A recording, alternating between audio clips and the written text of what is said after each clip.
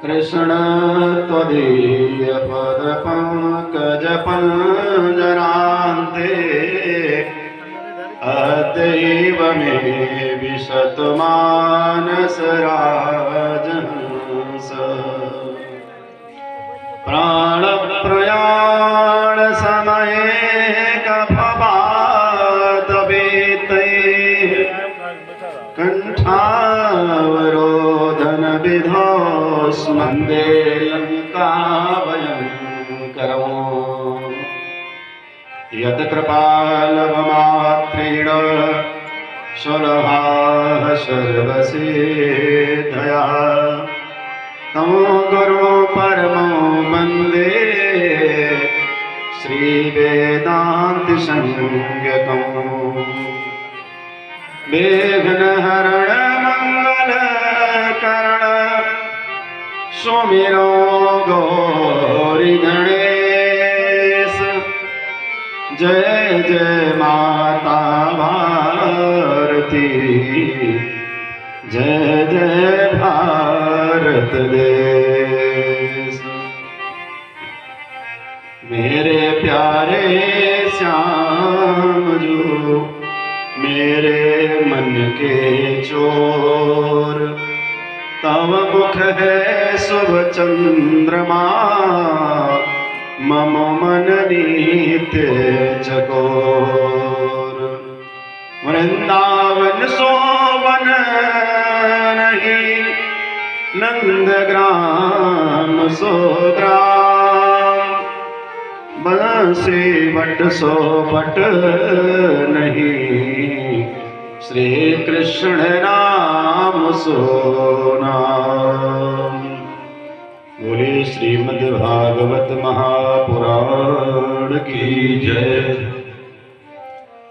अखंड ब्रह्मांड नायक अकारण करुणा वरुणालय कर्तुम अकर्तुम अन्यथा कर्तुम समर्थ ब्रजेंद्रनंदन माखन मुकुंद सोदानंद हर्षवर्धन लीला पुरुषोत्तम भगवान श्री कृष्णचंद्र जी महाराज एवं मनासरासेश्वरी सर्वेश्वरी यूथेश्वरी गोपेश्वरी भगवती श्री राधा रानी भक्ता अग्रगण्य मारुतनंदन श्री हनुमंतलाल जी महाराज सत्संग सरोवर में सरावर होने वाले समुपस्थित प्रेम महानुभाव श्रद्धामयी देवियां एवं भारत के भविष्य आशा कृष्ण भगवत स्वरूप बाल गोपाल सज्जनों, तामस मनवंतर में भगवान ने हरि मेधारसी की पत्नी पूर्णा के गर्भ से हरि अवतार लिया।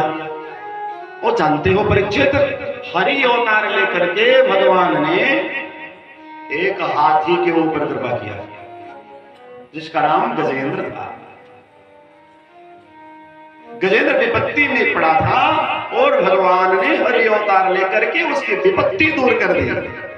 परीक्षित ने कहा महाराज इस कथा को थोड़ा ढंग से सुनाओ क्योंकि हमारा मन भी पशु से कम नहीं है। हमारा मन भी पशु की तरह है और अगर भगवान हाथी पर कृपा कर सकते हैं तो हमारे ऊपर भी कृपा कर देंगे। कैसे कृपा किया भगवान ने, ये कथा को सुनाओ। सुनो, सुखदेव भगवान कहते हैं सुनो परीक्षित। आसीद गिरिवरस राजो त्रिकूटैतवे श्रुतः क्षीरोदेनावृतः श्रीमान् योजनायुतमोच्युतः। हाँ, क्षीर सागर के मध्य में एक त्रिकूटाचल नाम का पहाड़ है। उसकी 3 चोटियां हैं। चीटियां 10,000 योजन ऊंची ऊंची हैं। उसी के ऊपर एक बहुत ही विशाल बहुत ही सुंदर एक सरोवर है। सरोवर के निकट ही एक सुंदर ब्रह्म देवता का एक सुंदर उद्यान है जिसका नाम है ऋतुमान। उस उद्यान में कोई ऐसा वृक्ष नहीं है, चाहे वो फल का हो चाहे वो फूल का हो, जो उस उद्यान में न हो। बहुत ही सुंदर लगता है। उस सरोवर का जल बहुत मीठा है और मीठा होने के कारण देवताओं की स्त्रियां आती हैं उस सरोवर में स्नान करने के लिए। और जब वो स्नान करने के लिए आते हैं उनके शरीर का अंगराग भी उस जल में धुल जाता है तो उसकी जल की सुगंध और मिठास और बढ़ जाती है। सुनो, उसी उद्यान में एक गजेंद्र नाम का हाथी रहता है। बड़ा विशाल परिवार है, बड़ा बलवान है, 50 पत्नियां हैं, 150 बच्चे हैं, इतना विशाल परिवार है उसका। सुनो, एक दिन की बात है, तत्र एकदा तद गिरकाननाश्रयः करेणुर्वारणयूथपश्चरन्। एक दिन की बात है, वो अपने मस्तक से मद को छुआता हुआ पूरे परिवार को साथ में लेकर के तमाम वृक्षों को रौंदता हुआ, वृक्षों की डालियों को तोड़ता हुआ आगे बढ़ा। जंगल वालों को पता चला हमारे महाराज जा रहे हैं। दोनों तरफ सारे पशु पक्षी खड़े हो गए हैं। टेढ़ी नजर करके गजेंद्र ने पूछा, आप लोगों को मेरे राज्य में कोई परेशानी तो नहीं? सब लोगों ने कहा, महाराज कोई परेशानी नहीं है। सज्जनों, गजेंद्र के रहते हुए कोई भी बलवान जीव, बलवान पशु छोटे को परेशान नहीं कर सकता था। इतनी धाक चलती थी गजेंद्र की। सब लोगों ने कहा, महाराज बड़ी प्रसन्नता है आपके राज्य में, हम लोगों को कोई परेशानी नहीं है। वो गजेंद्र पहुंच गया उस सरोवर में, सूंड में भर भर के पानी पिया, बच्चों को पिलाया, पत्नियों को पिलाया, मित्रों को पिलाया, और जब देखा पानी बड़ा ही सुगंधित है, बड़ा ही मीठा है, तो वो वहीं पर स्नान करने लगा। तो जनों, स्नान किया, सूंड में भर भर के सबको स्नान कराया। स्नान करते करते बड़ी दिन बीत गए, बहुत दिन बीत गया। तो कुछ समय के बाद में मित्रों को भूख लगी, तो मित्र बाहर निकल कर खड़े हुए। मित्रों ने कहा, मित्र गजेंद्र अब तो भूख सही नहीं जाती, बाहर निकलो, हम लोग चलते हैं, बाहर कुछ खाते पीते हैं। गजेंद्र ने कहा, स्नान करने में बड़ी मस्ती आ रही है, अभी तो मुझे स्नान और करना है। सुनो, मित्र कुछ समय तक इंतजार किए, उसके बाद मित्र चले गए। कुछ समय के बाद में पुत्रों ने कहा, बाबूजी भूख हमें भी लगी है, भोजन हमें भी अब चाहिए। गजेंद्र ने कहा, बेटा अभी स्नान करने से मेरा मन भरा नहीं है, अभी हम और स्नान करेंगे। और स्नान करता रहा। सज्जनों, पुत्र भी चले गए। अब केवल हथनियां बची हैं, केवल पत्नियां बची हैं। हथनियों ने कहा, स्वामी आप बाहर निकलो, स्नान करते हुए बड़े समय बीत गए। गजेंद्र ने कहा कि मैं बाहर निकलना तो चाहता हूं, लेकिन निकल नहीं पा रहा। हथनियों ने कहा, कोई बात नहीं, अगर आप निकलने में समर्थ नहीं हो, आप अपनी सूंड बढ़ाओ, आपके सूंड में अपनी सूंड फंसा करके हम आपको बाहर खींच लेती है। सुनो, गजेंद्र ने कहा कि जब मेरे बड़े बड़े साथी मुझे बिना निकाले चले गए, तो तुम स्त्री जात की हो, तुम क्या निकाल पाओगी? नमामि में ज्ञातया तुरंगजा कुतः करिण्यः प्रभवन्ति मोचितुम्। तुम क्या निकाल पाओगी, तुम तो स्त्री जाति की हो। हथनियों ने कहा, आखिर आपको हुआ क्या है जो आप निकल नहीं पा रहे हो? तो गजेंद्र ने कहा, ग्राहेण पासेन विधातुरावृतो प्यहं च तमयामि परम परायणम्। मैं तो अब उस परम परमात्मा के शरण में जाऊंगा, क्योंकि मैं एक ग्राह के पास से जकड़ लिया गया हूं। एक ग्राह ने मेरे पांव को पकड़ लिया है। सज्जनों,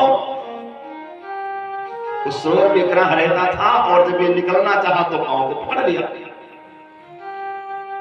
अब गजेंद्र तो बाहर का जीव है, ग्राह जल का जीव है, ग्राह अपने घर में है, तो उसको तो आहार भी मिल रहा है, उसकी ताकत बढ़ रही है, और गजेंद्र को भोजन भी नहीं मिल रहा है, तो दिन प्रतिदिन गजेंद्र की ताकत घट रही है।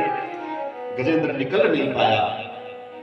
हथनियों ने कहा कि आप नहीं निकल पाओगे तो हम कब तक आपका इंतजार करते रहेंगे। सज्जनों, यही है दुनिया का नियम।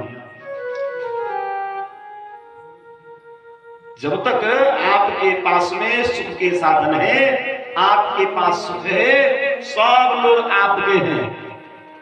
और जैसे विपत्ति आती है सब लोग एक एक करके छोड़ना प्रारंभ करते हैं और अंत तक कोई अपना बचता नहीं है।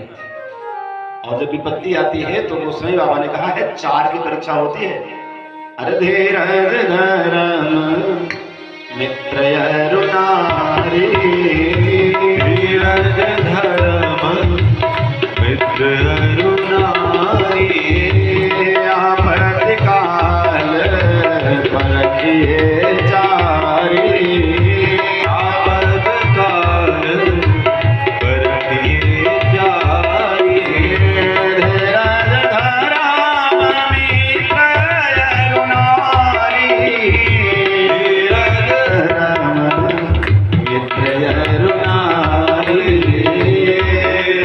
धर्म मित्र अरुणारी, धीरज धर्म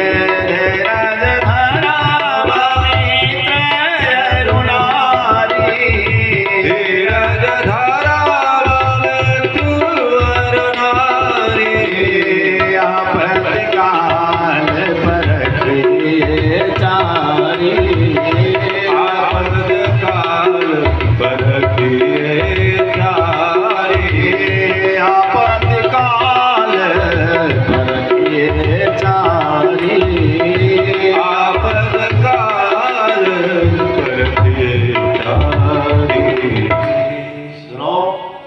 विपत्ति में इन्हीं 4 की परीक्षा होती है। धैर्य की परीक्षा होती है, धर्म की परीक्षा होती है, मित्र की परीक्षा और पत्नी की परीक्षा होती है, नारी की परीक्षा होती है। तो सज्जनों, मित्र तो गजेंद्र के साथ छोड़कर चले गए, पत्नियां भी साथ छोड़ चुकी हैं। अब सिर्फ बचा है गजेंद्र का धर्म और धैर्य। सज्जनों, अगर आपका धर्म सुरक्षित है तो समझ लीजिए आपका सब कुछ सुरक्षित है। और अगर आपका धर्म चला गया तो आपके पास कुछ नहीं बचा। धर्मो रक्षति रक्षा। जब आप धर्म की रक्षा करेंगे तो धर्म आपकी रक्षा करेगा। लेकिन सज्जनों, हम सब लोग और कुछ नहीं छोड़ना चाहते, सर्वप्रथम धर्म ही छोड़ना चाहते हैं। सुनो, जब लंका युद्ध के समय रामानुज को शक्ति लगी और उस समय सुखेन ने कहा, इस समय मेरा धर्म क्या है, क्या शत्रु के को अपने महाराज के शत्रु के भाई की दवा कर उपचार करो, अपने महाराज के विपरीत काम करो, क्या यही धर्म है? क्या रघुनंदन आप आदेश दोगे धर्म छोड़ने का? राम जी ने कहा, नहीं, मैं धर्म छोड़ने का आदेश नहीं दे सकता, क्योंकि मैं स्वयं धर्म को छोड़ नहीं सकता। मैं धर्म नहीं छोड़ूंगा तो मैं किसी अन्य को धर्म छोड़ने के लिए कैसे कहूंगा? सुनो, लेकिन हम लोग सर्वप्रथम धर्म ही छोड़ देते हैं और कुछ नहीं छोड़ते, धर्म छोड़ते हैं। आज गजेंद्र का धर्म और धैर्य सुरक्षित है। सुनो, आपको पहले कथा सुनी होगी। महाराज विक्रमादित्य ने एक बाजार लगवाना प्रारंभ किया और बाजार में ढिंढोरा पिटवा दिया। जो भी सामग्री किसी भी व्यापारी की नहीं बिकेगी वो राजा की तरफ से खरीद लिया जाएगा। सुनो, अब बाजार बहुत बड़ी हो गई, क्योंकि जो भी सामान नहीं बिकेगा राजा खरीद लेगा। बड़े बड़े व्यापारी दूर दूर से अपना व्यापार करने आते हैं, किसी का कोई सामान बचता ही नहीं। एक दिन एक गजब व्यापारी आ गया, एक शनिदेव की मूर्ति बनवा करके लाया, बैठ गया। जो कोई आता दुकान पर, क्या बेचते हो भैया? शनिदेव की मूर्ति बेचते हैं। कितने की देते हो? कहा 10,000 की। ये शनि बाबा करेंगे क्या? कहा जहां रहेंगे बंटाधार कर देंगे। सोचो कौन लेगा मूर्ति? कोई नहीं खरीदा। शाम तक उसका सामान बिका नहीं। राजा के सिपाही आए देखने के लिए कि देखो कोई इसी व्यापारी का कोई सामान बचा तो नहीं है। जब उसके पास में पहुंचे, देखे सब व्यापारी चले गए, एक बैठा हुआ है। भैया क्या बेचते हो?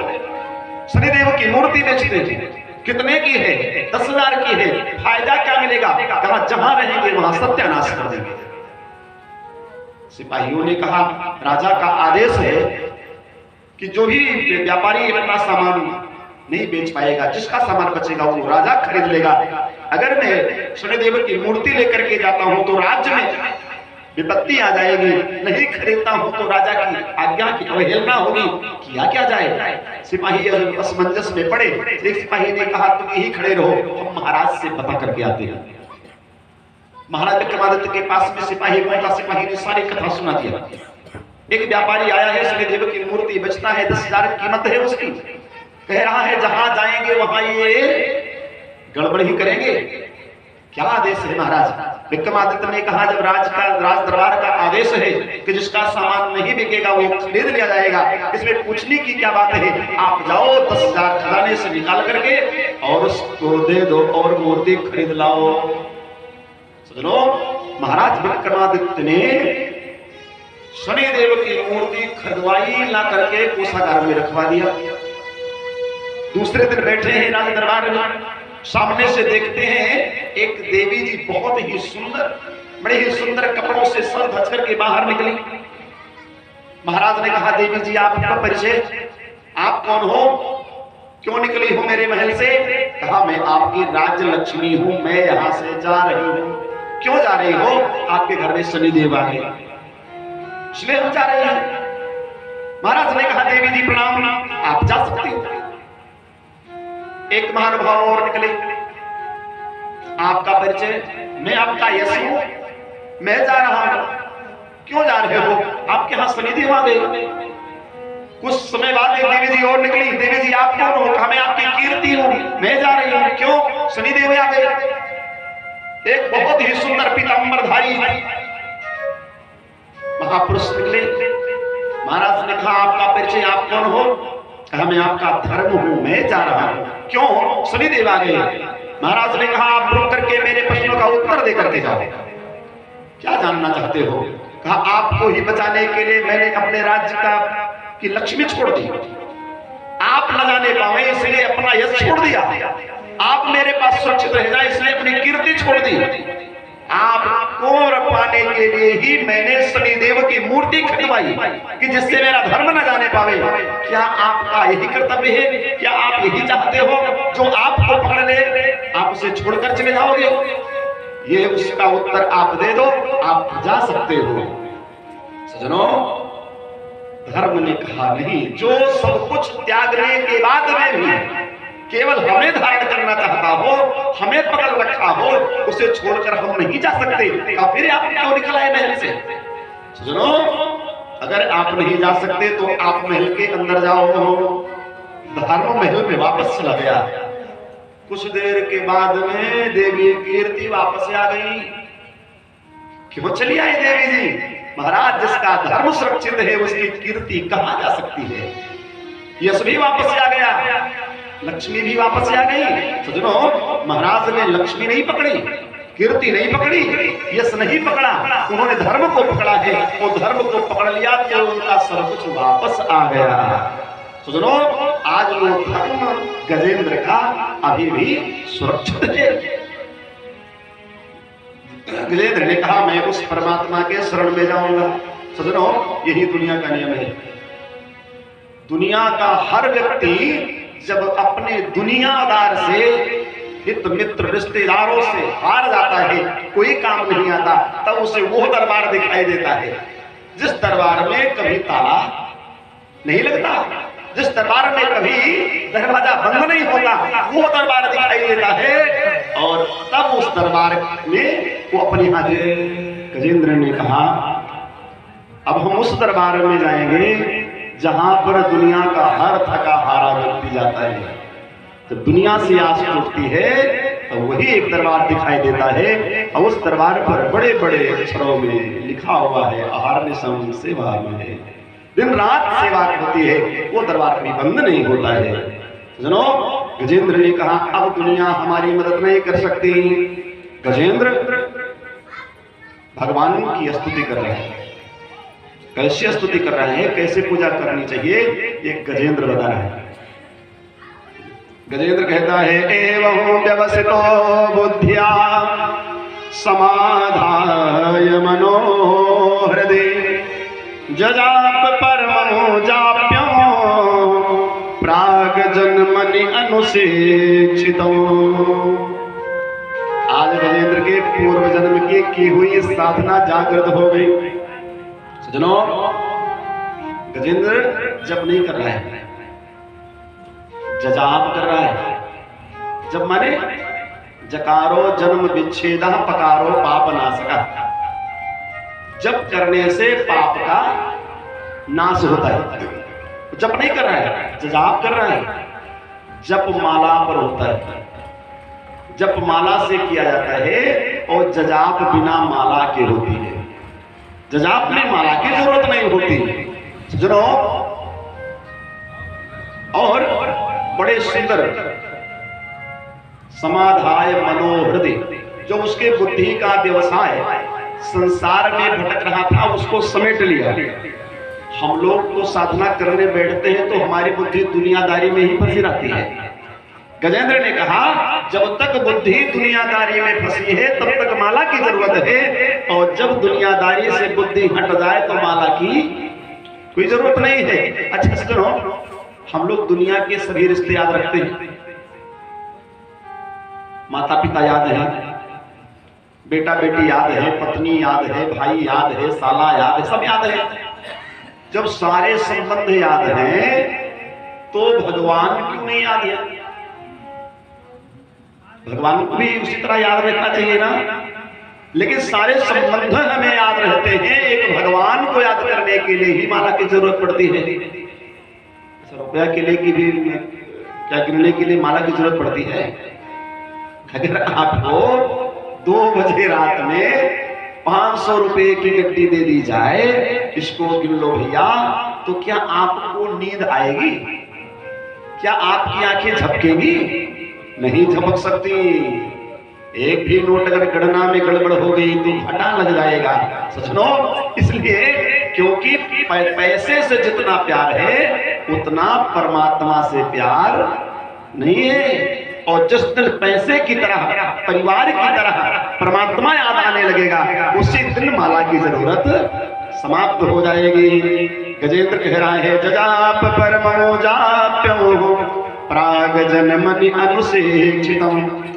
स्तुति करते हुए गजेंद्र कहता है यस्मिन्निदं यतश्चेदं येनेदं यहिदं स्वयं यो यस्मात् परस्माच्च परस्तं प्रपद्ये स्वयं भुवं यः स्वात्मनीदं निजमाययार्पिनो क्वचित् विभातं क्वचित् तिरोहितम् अवेद्धदृक्साक्षुभयं तदेक्षते सयात्ममूलो मां परात्परः न जस्य देवार्षयः परं विदुर्जन्तुः पुनः कुर्हति गन्तुमीरुतम् यथा नटस्याकृतभिर्विचेष्टितो दुरदुरयानुक्रमणः समावतु नावेद्यते यस्य जन्म कर्म वा न नाम रूपे गुणदेव स एव वा तथापि लोकाप्ये संभवाय नः समाययात्यानुकाल मृच्छति। गजेंद्र ने गजेंद्र मोक्ष स्तोत्र की पूरी स्तुति कर डाली। गजेंद्र कहता है यस्मिन्निदं यतश्चेदं येनेदं येदं स्वयं, जो परमात्मा अपने आप में बैठा हुआ है हम उसको याद करते हैं। वो कौन है? कहा ना जस्य देवार्षयः परम विदुः, वो उसी में नहीं है। ना विद्यते च जन्म कर्म वा, उसका जन्म कर्म नहीं होता, उसका नाम रूप नहीं होता। हम उस पर भगवान का ध्यान करते हैं। अरूपाय रूपाय नमः आत्सर्ज कर्मणे। अरूपाय रूपाय, अरूप भी है और रूप भी है, जिसके हजारों रूप होते हुए भी किसी रूप में वो नहीं है। जो निर्गुण निराकार होते हुए भी सगुण साकार भी है, वो दोनों में है। हम उस भगवान का स्मरण करते हैं, वो आकर के हमारी विपत्ति दूर कर दे। जो हर देव के दुख की निवृत्ति करता है, हर लोगों को विपत्ति से बचाता है, वो आकर के हमारी विपत्ति दूर कर दे। सुनो, निराकार जानते हैं? निराकार क्या है? निराकार का अर्थ, अब जो निराकार वाले जो कुछ करते हो वो लोग अपनी बात जाने, लेकिन हम लोग सगुण साकार वाले जो बात करते हैं निराकार क्या है वो हमको बताते हैं। निराकार माने निर्गतः आकारः सएव निराकारः। ये जहां से इतने आकार निकले हैं वो निराकार है सजनो, क्योंकि उसके पास अगर वो स्वयं निराकार होता तो इतनी आकार कैसे दे देता? सजनो, संसार के करतार का आकार न होता तो उसका ये संसार भी साकार न होता। अरे वो आकार जो निराकार है वो कैसे आकार देगा? वो जानते हैं निराकार वाले हमें ये बता दें वो निराकार है तो फिर साकार क्या है? अगर ब्रह्म निराकार है तो फिर साकार क्या है? गजेंद्र ने बड़ी सुंदर स्तुति किया और स्तुति करते हुए गजेंद्र की सारे देवता आकाश मंडल में आकर के मंडराने लगे। सभी देवता सोचते हैं एक बार हमारा नाम ले ले, हम इसको विपत्ति से बचा ले, लेकिन गजेंद्र ऐसे गोल मटोल स्तुति किया, किसी देवी देवता का नाम नहीं लिया। ब्रह्मा जी घूम रहे हैं हंस पर सवार होकर के, भोले बाबा नंदी पर बैठे हैं, दुर्गा मैया बाघ पर बैठी है, इंद्र हिरावत पर बैठे हैं, सब अपना अपना वाहन लेकर के आकाश मंडल में विचरण कर रहे हैं, कोई बचाने नहीं आ रहा। ठीक उसी प्रकार से जैसे गांव के बाहर 12 बजे रात में कोई चिल्लाए बचाओ बचाओ बचाओ, कोई नहीं जाएगा। अगर किसी का नाम लेकर पुकारे तब वो दौड़ कर जाएगा, लगता है हमारा कोई बहुत खास है विपत्ति में है। तो देवताओं ने सोचा हमारा नाम नहीं ले रहा है फिर हम काहे को जाए। भगवान ने कहा जो स्तुति कर रहा है उस स्तुति से तो पता चलता है कि वो हमें ही याद कर रहा है, क्योंकि वो सारे गुण तो हमारे ही हैं। मैं अजन्मा भी हूँ तो अनेकों जन्म भी हमारे हैं, हमारा कोई रूप भी नहीं है वो अनेकों रूप भी हमारे हैं। बुला तो गजेंद्र हम ही को रहा है। तो भक्त लोग कहते हैं गजेंद्र ने राम कहा, रा कहा और मां नहीं कहा, तब तक भगवान ने विपत्ति से बचा लिया। किसी ने कहा नहीं नहीं, गजेंद्र ने हरि कहा, हाँ कहा, हरि नहीं कहा, तब तक बचा लिया। लेकिन व्यास जी ने कहा नहीं हमारे भगवान वो नहीं है, हमारे भगवान गजेंद्र को बचाने के लिए कैसे चले। भगवान बिल्कुल ठाट से तैयार हुए और जैसे ठाट से तैयार हुए गरुड़ आकर के खड़े हुए। भगवान जैसे बैठना चाहे गरुड़ के मन में अभिमान आ गया। गरुड़ ने सोचा चाहे जितने बड़े त्रिलोकीनाथ बनते हो, अगर हम समय से इनको ना पहुंचावे तो ये कहीं पहुंच नहीं सकते। भगवान ने सोचा इधर देखो, अपने दो दो भक्त एक साथ डूबने लगे। गजेंद्र सरोवर में डूब रहा और गरुड़ तो अभिमान के समुद्र में डूब रहा। भगवान कहते हैं हमें सब कुछ पसंद है, एक अभिमान ही ऐसा है जो मुझे पसंद नहीं है। वेद पुराण कहे जग जान गुमान गोविंद ही भावत नहीं। भगवान का एक नाम है गर्भापहारी। अभिमान भगवान का भोजन है, वो उसका हरण कर लेते हैं। सजनों, भगवान ने कहा बचाना तो दोनों को पड़ेगा। गरुड़ ने कहा बैठ जाओ। भगवान ने अपनी एक छोटी वाली उंगली रखी, इसी को गरुड़। गरुड़ ने कहा महाराज थोड़ा ठीक से बैठ जाओ, कस के पकड़ करके, क्योंकि आप हमारी गति जानते हैं, क्योंकि आपको मैंने पलक झपकते हुए द्रुपदा के सामने पहुंचा दिया था। जब द्रौपदी पुकार रही थी उसमें आपको पलक झपकते मैंने पहुंचाया था ना। उसमें जो गरुड़ ने कहा अरे कहले गरुड़ मोरे पेठिया समारी धरा, अरे चारे पंख मारी के आकाश और वाई देव, छोट मोट तरई के गिनती करत नाही, चोचन से मारी चांद सूरज हटाई देव। एक बार सूर्य और चंद्रमा भी रास्ते में आ गए तो इतना कस के चोंच मारूंगा कि वो भी रास्ता छोड़ देंगे। गरुड़ ने कहा प्रभु आज उसी गति को मैं दोबारा आपको दिखा दूंगा। अरे हमारे कुंभ बचपन में लियोली हम, तो आज ता जवानी बा जवनिया दिखाई देव। और प्रभु बनता के पुत तब जनिहा कन्हाई, जब द्रौपदी के आगे पल भर में जुटाई देव। बनता के पूत तब जनिहा कन्हाई जब द्रौपदी के आगे पल भर में जुटाई देव। महाराज पलक झपकेगी और आप द्रौपदी के सामने होंगे। गरुड़ ने कहा प्रभु आप जानते हैं हमारी गति को, तो पकड़ियां जकड़ के पकड़ लीजिएगा, नहीं तो गड़बड़ हो सकता है। भगवान ने कहा नहीं नहीं, आज तुम मेरी छोटी उंगलियां को लेकर उड़ो। और जब गरुड़ पंख फड़फड़ाना प्रारंभ किए, बहुत पंख फड़फड़ाए, लेकिन उड़ नहीं पाए। इधर गरुड़ेंद्र डूबा जा रहा है। लगता है अब भगवान नहीं आएंगे, हमारे प्राण नहीं बचेंगे, अब मुझे कौन बचाएगा। सजनों, गजेंद्र के प्रति समाज में बड़ी संवेदना है। ये माताएं एक भजन गाती है, गज डूबे न पावे उबारो हरी, है ना, कितनी संवेदना है सबके प्रति। सूरदास जी ने भी बड़ी सुंदर गीत गाई है गजेंद्र के साथ में कि प्रभु गजेंद्र के ऊपर कृपा कर दो। अरे हे गोविंद राख शरण अब तो जीवन हारे, हे गोविंद राख शरण अब तो जीवन हारे, हे गोविंद राख शरण अब तो जीवन हारे, हे गोविंद राख शरण अब तो जीवन हारे, हे गोविंद राख शरण अब तो जीवन हारे, हे गोविंद राख शरण अब तो जीवन हारे, हे गोपाल राख शरण अब तो जीवन हारे, हे गोपाल राख शरण अब तो जीवन हारे।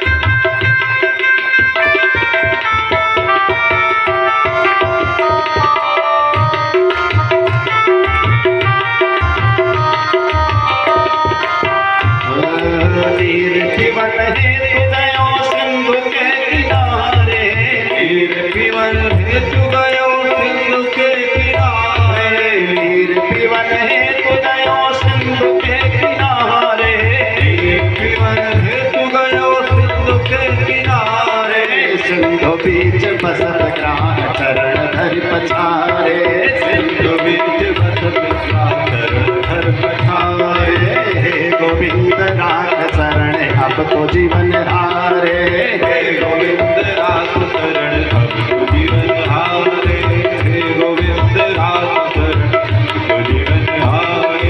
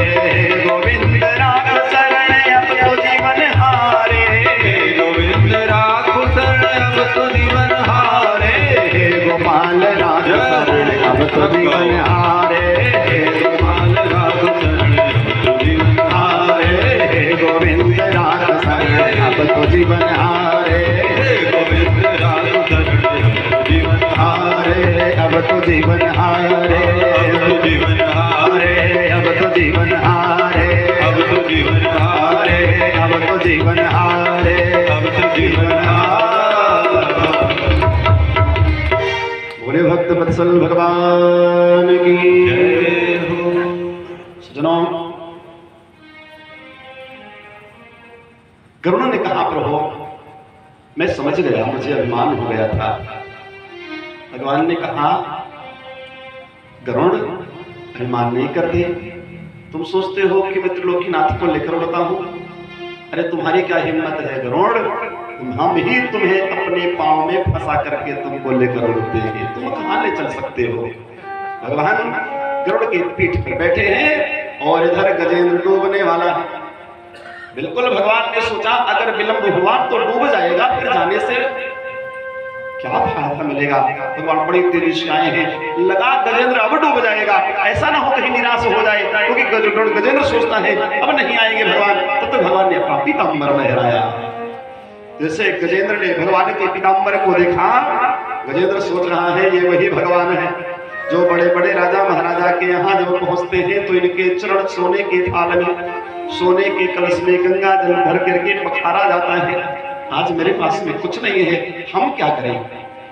चारों तरफ निहारा, गजेंद्र को केवल उस सरोवर में पुष्प दिखाई दिया कमल का। गजेंद्र ने सोचा क्यों ना कमल नयन को, क्यों ना कमलाकांत को हम एक कमल ही भेंट कर दें। तांबेक्ष पीड़ित मजा सहसावतीर्य सग्राहमासु सरसा कृपयो जहार। भगवान जब वो गरुड़, वो गजेंद्र कमल का पुष्प अपने सूंड में उखाड़ करके भगवान को समर्पित किया, नारायण अखिल गुरु भगवान नमस्ते, भगवान एकाएक उतरे, अपना सुदर्शन छोड़ा और ग्राहाद विपाटित मुखाधरिणा गजेंद्रम, वो ग्राह के मुख को फाड़ करके और गजेंद्र को बाहर निकाल लिया। बोले सच्चिदानंद भगवान की जय हो।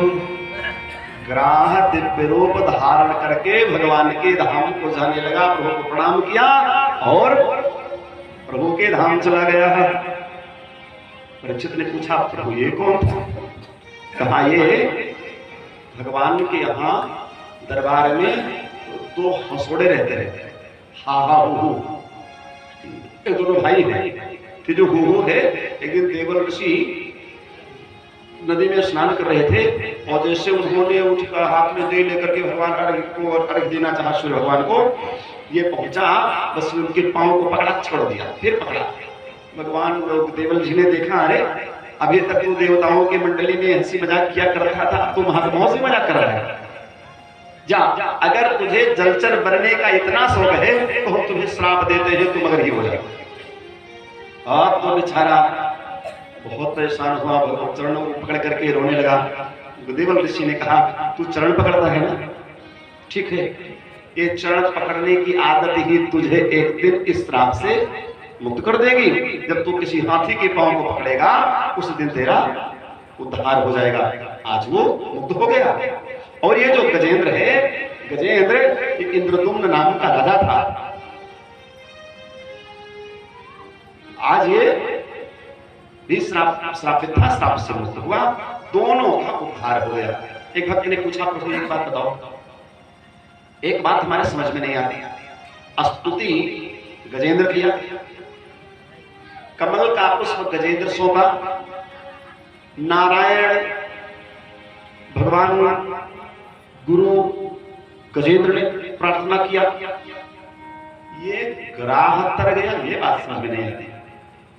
भगवान लिखा देख लो, भक्त तो अपना ही है, लेकिन जो मेरे भक्त के चरणों को पकड़ लेता है उसका उद्धार हम पहले करते हैं, और भक्त को अपना ही है, उसको तो तारना ही तारना है। सज्जनों, इस तरह से चौथे मनवंतर में भगवान ने गजेंद्र का उद्धार किया। ये लीला भगवान ने किया और सुखदेव भगवान ने परीक्षित को सुनाया। पांचवा मनवंतर